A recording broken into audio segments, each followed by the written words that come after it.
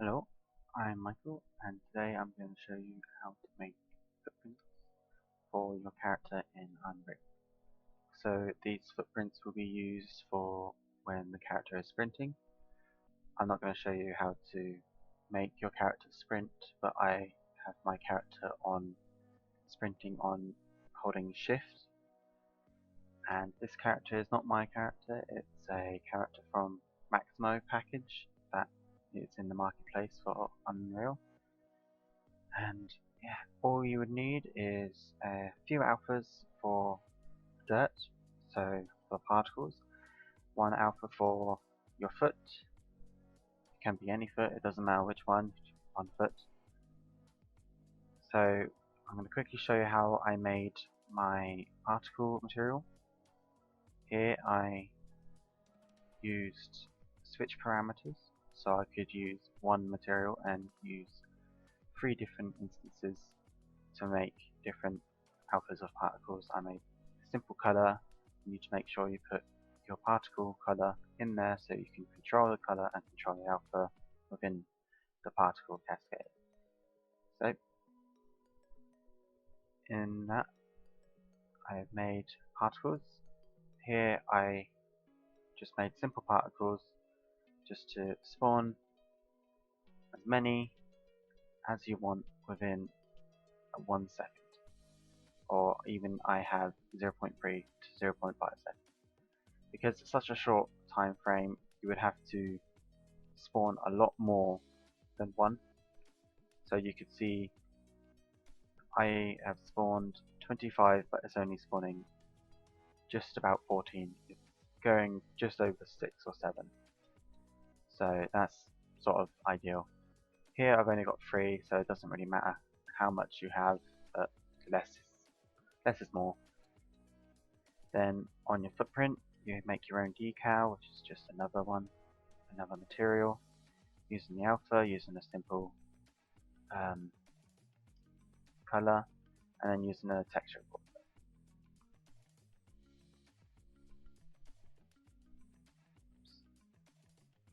Okay,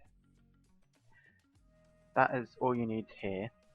So your 2 alphas, your 2 materials, 1 decal, your 3 instances, and 1 particle effect. In your instances as well, you would need to change your switches so you can change what kind of alpha you have. So here, like, I'll turn off that and I'll get a new sort of texture. Turn off that, I'll get another texture. So it's really good if you want to use 3 different alphas in one material. So you can use 3 different instances and then put them in the particles where it's required. So they're just not all the same and doesn't really seem like it's repeating itself. Next you would need your character blueprint. So don't mind the massive amount of particles at the moment. Here is your character blueprint, and the other thing you'll need is your animation. The good thing about the Maximo package is that it supplies its own animations. For this one you would need your run or walk, whatever one. First you would need to put down your particles, or both your particles and your triggers. So here are little triggers of when it will trigger when the footprints hit the floor. So you can right click, add notify, new notify, for notify foot. So here you'll have the foot. I tend to make it a branching point. I've just been told that it works much better. So for that you add the notifies when foot hits the floor on both feet. So you add a left foot and a right foot. And then after that you can add your particles simply by add play particle effect. Here you can tell where it spawns. So on default it spawns on 0, 0, 0, but you would like to change that. I did it by eye and I did 13 point blah blah blah minus 2.9. By that, you put your particle in here, and then you can actually play it and view your particle being played. So here you can obviously move it slightly, play it again, and then whatever works really. So once you've got those two down for both of those feet, and it looks good on the particles, splash, splash, and that's all you need. Then on your third person character, this is essentially what you'll make. So this one is for your right foot, and then this one is for your left foot. They're both pretty much the same in blueprints. In your viewport next, you would want to add two different arrows. Here are my arrows, and then put those arrows where the feet are. And then you want to call those arrows obviously left foot for the left foot, right foot for the right foot. Once you have those down, you want to put those arrows in your mesh here. Sometimes you would create an arrow, it will come at the bottom here, so you want to move it just under your mesh. Then go back in your event craft. You can link, you want to reference it, so right foot, get the arrow of the right foot, so you want to get the right foot, get the location,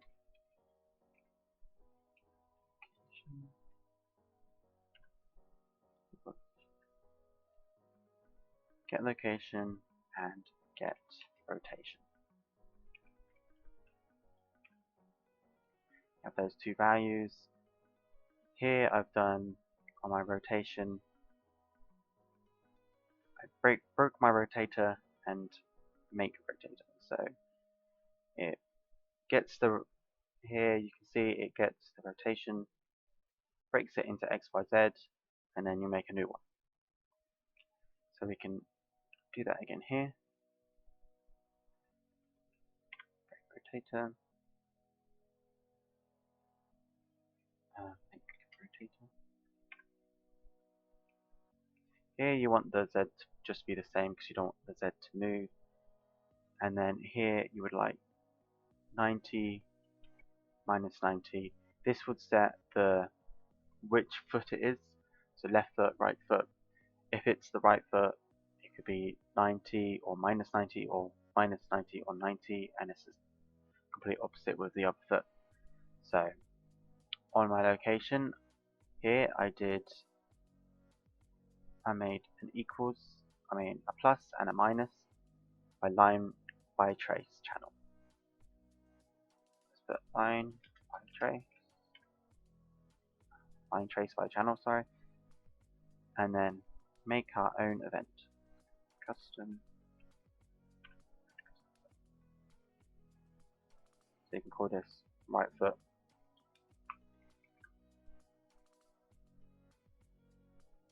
So here you can add plus value just by putting the plus the vector Z20, and you want that at the start, and then you'd want also a minus by using the minus, put that 20 also.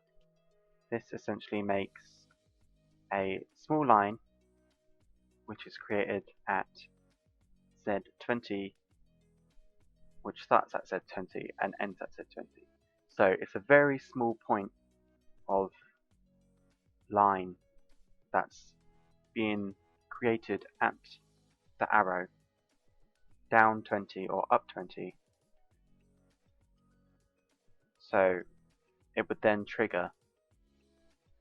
So out hit, so when it triggers on the floor, it would then spawn the emitter or what we have, the decal.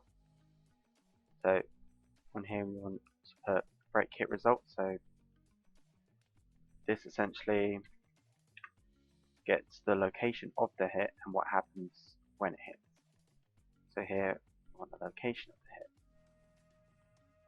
So you want the spawn decal as well. Spawn decal. decal at location. Add your decal in. Find that somewhere. Location being location, rotation coming from the make rotator that we made before.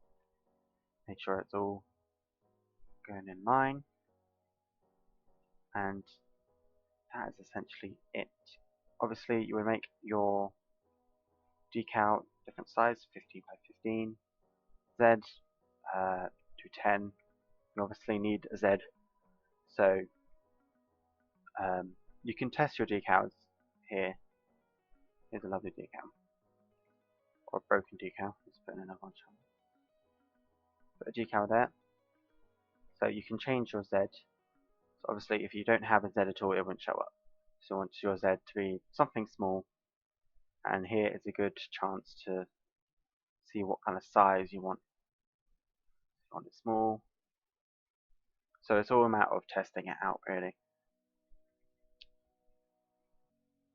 So once you have that, compile. So every time that foot hits the ground, it would then spawn the decal. Let's see if I missed anything. Oh, lifespan. How long you want the decal to be on there for? 3. You can even put a randomizer. Random float. Whoops. Random float from in range. So you can do 2 seconds to 4 seconds. It'll just add the randomness to it, so it won't be as static. But people seem to like it all just blends as you walk. So turn on that. So we are doing the right foot. Let's see how our right foot. Oh, just had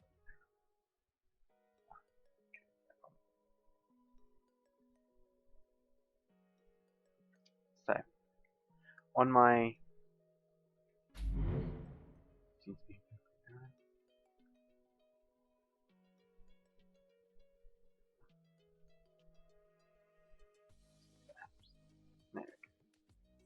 so nothing should happen on this one.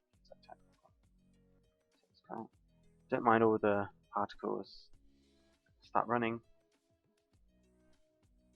So you can see my right foot works, but my left doesn't, because I may have turned it off. So they should all disappear at different times, but it could be the wrong one. Let's see, shall we?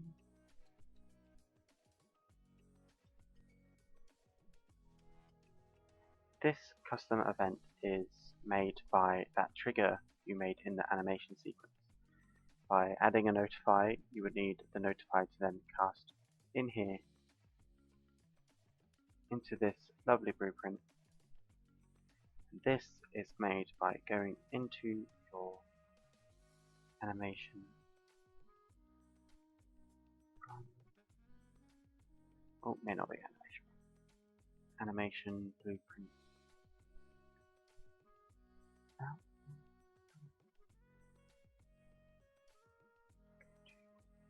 Event graph.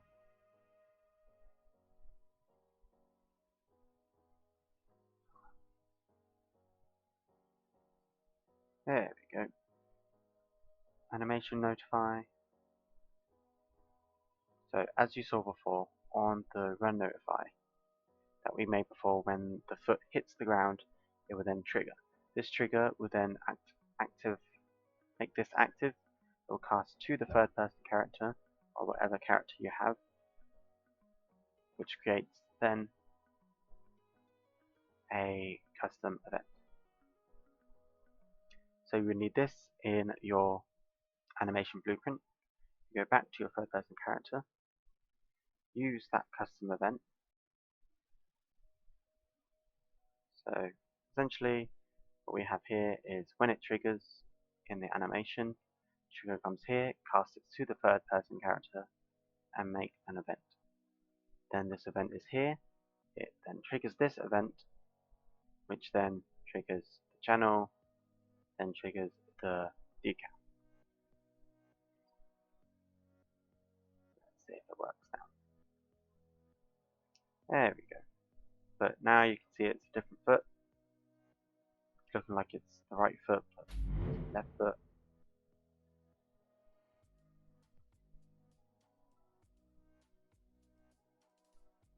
Even put right foot. Oh well. Let's just change this. 90, minus 90. That should fix it. There we go. So do the same, exact same as this.